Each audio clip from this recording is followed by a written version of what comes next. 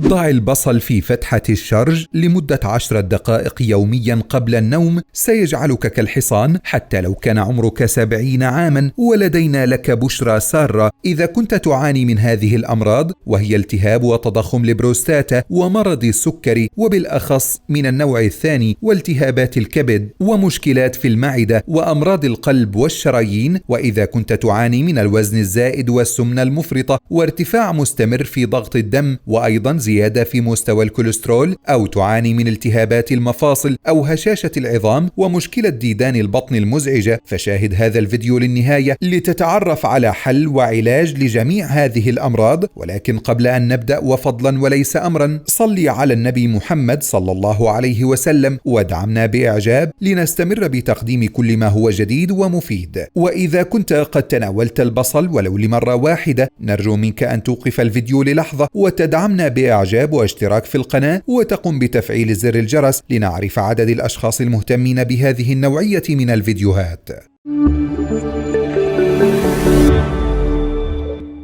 مرحبا بكم من جديد. وضع قطعة من البصل في فتح الشرج قد يظنها الرجال والنساء أنها أمرا صعبا، ولكنه كنز من الفوائد الصحية للجسم. فالبصل يعمل على علاج التهاب وتضخم البروستاتا ومخفض لمستوى السكري في الدم، ويساعد في علاج دهون الكبد، ويعمل على تطهير الجسم وقتل الميكروبات والفيروسات، وينظف القولون ويقتل ديدان البطن. بالتالي فأنت حينها ستنعم بحياة أفضل. وتؤكد معظم الدراسات الطبية أن ديدان البطن تعمل على تخريب الجهاز الهضمي وتجلب له جميع الأمراض الباطنية. وديدان البطن هي عبارة عن مجموعات من الديدان التي تتخذ أمعاءك وطنا لها، وعند إصابتك بديدان البطن تسبب لك العديد من الأمراض، وقد تصل هذه الأمراض مرحلة خطيرة كتخريب البنكرياس أو تليف الكبد وسرطان القولون والإصابة بسرطان البروستاتا. وقد لا تعلم أن بعض أنواع تلك الديدان خطيرة وتستطيع أن تنمو وتتكاثر إلى المئات والآلاف في أمعائك دون أن تشعر في بداية الأمر. ألا وقد لا تعلم أن ديدان البطن معدية، ومن السهل أن تنتقل من شخص إلى شخص آخر في حالة تعرضك لبراز شخص مصاب بتلك الديدان. وأيضا قد لا تعلم أنه يمكن أن تصاب بديدان البطن من خلال تناولك للطعام الملوث. وتعد أبرز أنواع ديدان البطن والمصاب بها أكثر من ثلث سكان العالم هي الديدان الشريطية والديدان الدبوسية وديدان الإسكارس. ويكمن خطر هذه الديدان أنها عندما تستوطن في أمعائك لا تتسبب في أي أعراض في بداية الأمر، ولكن عندما تتمكن هذه الديدان من أمعائك ففي لحظة من اللحظات سوف تجلب لك أعراضا مؤلمة للغاية، مثل الشعور بألم شديد في منطقة البطن وظهور الكثير من المشاكل في الجهاز الهضمي.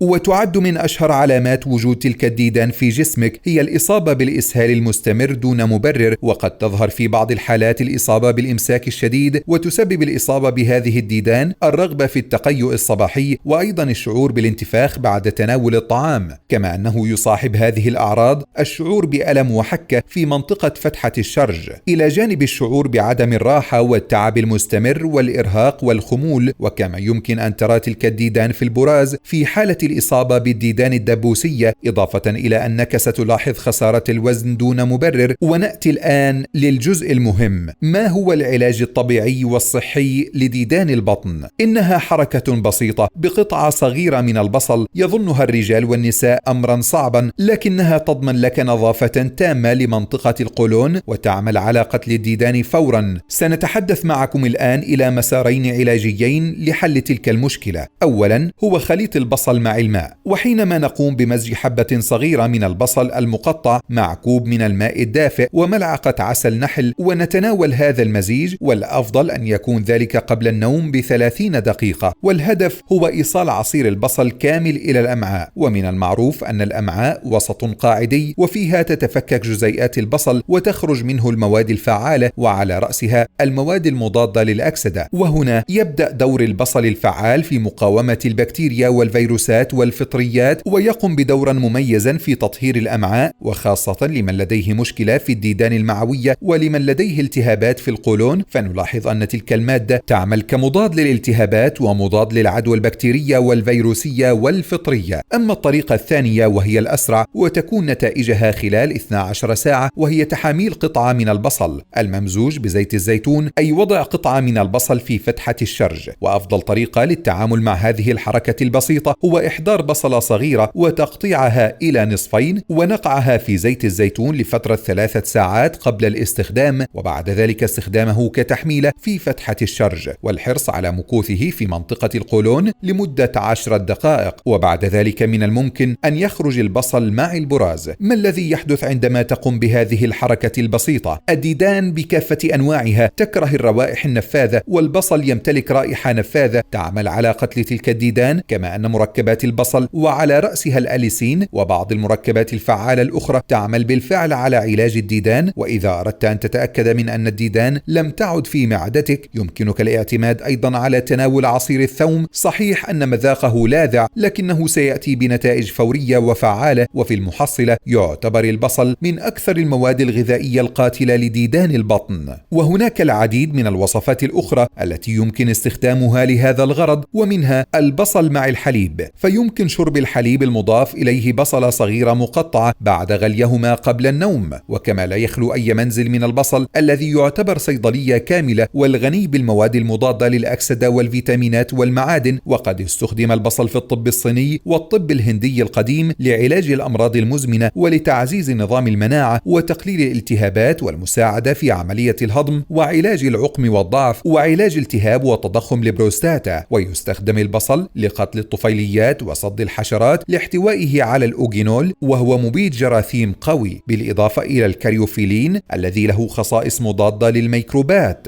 فوائد البصل: يعزز مناعة الجسم. يحتوي البصل على نسبة كبيرة من فيتامين سي، وهو من العناصر الغذائية الأساسية للحفاظ على مناعة الجسم، لذا فتناول البصل باستمرار يعزز من مناعة الجسم، وبالتالي يقي من الأمراض ويحسن الصحة بشكل عام. يقلل ضغط الدم المرتفع. البصل غني بمضادات الأكسدة والأليسين، وكلاهما لديه القدرة على تقليل قوة تدفق الدم في الشرايين، مما ينتج عنه تخفيض ضغط الدم المرتفع، وبالتالي فإن البصل يقي من أمراض القلب ويقلل من خطر التعرض للسكتة القلبية. يخفض مستوى السكر. يساعد البصل في تنظيم مستويات السكر في الدم عن طريق زيادة إفراز الأنسولين لمرضى السكر، وتناول البصل يوميا يساعد على استقرار مستويات السكر في الدم، فضلا عن الوقاية من مرض السكري بين الناس الذين لديهم مخاطر أكبر للإصابة بهذا المرض. حماية الكبد. يحتوي البصل على كميات عالية من مضادات الأكسدة، والتي قد تكون مثالية لحماية الأعضاء الحيوية من آثار الجذور الحرة وخاصة الكبد والأيض على المدى الطويل، ويزيد من إنتاج الجذور الحرة ومظهر الدهون. مع تقليل مضادات الأكسدة في الكبد في مثل هذه الحالات، يكون تناول حبة من البصل يوميا مفيد في مواجهة هذه التأثيرات بخصائصها الواقية للكبد. علاج الصداع. يمكن تقليل الصداع باستخدام البصل، وذلك بصنع عجينة من بصلة كبيرة وزيت الزيتون، ونقوم بإضافة رشة من الملح الصخري، ونضيف كل هذا إلى كوب من الحليب. سيقلل هذا المزيج الصداع بسرعة مذهلة. علاج البروستاتا. البروستاتا هي غدة مسؤولة عن إنتاج الحيوانات المنوية للذكور، وعند إصابتها ببعض الأمراض مثل احتقانها أو التهابها أو تضخمها، تتعرض البروستاتا إلى التلف وعدم القدرة على أداء وظيفتها، وكما قد يسوء بك الوضع ويصل بك إلى الإصابة بسرطان البروستاتا. ولكن كن مطمئنا، فقد أثبتت الدراسات المعملية التي أجريت في عام 2022 أن الأشخاص الذين يقومون بتناول البصل تقل لديهم فرصة الإصابة بسرطان البروستاتا بنسبة 58%. وكما أكدت هذه الدراسات أن إضافة البصل إلى زيت الزيتون يعزز من نتائج الوقاية والعلاج بنسبة 87%. طريقة تحضير وصفة البصل لعلاج البروستاتا. المكونات: حبة بصل كبيرة، نصف لتر من الماء الساخن، ملعقة من زيت الزيتون، ملعقتين من عسل النحل، 3 مسامير من القرنفل، جذر زنجبيل طازج 5 سنتي. طريقة التحضير والاستخدام: نقوم بتقطيع البصل والزنجبيل إلى قطع صغيرة، ويتم نقع قطع البصل مع الزنجبيل وحبات القرنفل في نصف لتر من الماء الساخن، ونقوم بتغطية قدر الماء جيدا لمدة 10 دقائق، ومن ثم نرفع الغطاء عن الكوب ونصفي منه بواقي البصل والزنجبيل والقرنفل، ونستخدم ماء المنقوع فقط، ومن ثم نضع ملعقة من زيت الزيتون على ماء المنقوع مع ملعقتين من عسل النحل. يتم شرب فنجان صغير من هذا المزيج يوميا قبل النوم ب30 دقيقة. مشاهدينا الكرام، شكرا لكم لمشاهدة هذا الفيديو. هذا كان كل ما لدينا اليوم. شكرا لكم على المشاهدة وإلى اللقاء.